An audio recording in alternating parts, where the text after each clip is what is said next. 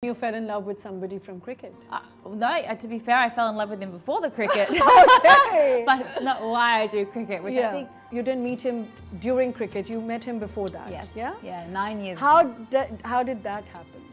Instagram. All of my life happens on Instagram. Your life is Seriously. Instagram. Oh my God. We don't get anybody like that. Why? Are we also on Instagram? Why are we not getting anyone like that? Oh my gosh, check your DMs, you never know.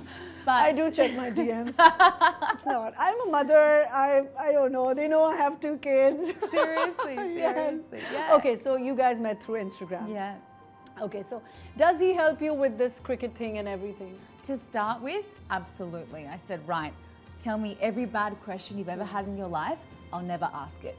Tell me some good questions, and if, you know, as a presenter, in the heat of the moment, sometimes you freak out and... You freak out, you're spaced out, you don't need know something it. to fall back on. Yeah. I say, give me 10 good questions that if I forget, I can go to that. Yeah. So I absorb those. And then you never ever forget or regret research. Yeah. So even if you don't use it, you'd rather be way more over-prepared than under-prepared. And so I read a lot, I watch interviews, So our PCR wants to know who proposed first, you or him? Oh, him. Oh, him, of course. I knew it. I knew it. Please. Actually, interesting story. Yeah. I almost got so mad at him. I was like, I am done. Where is this going? It's been 4 years.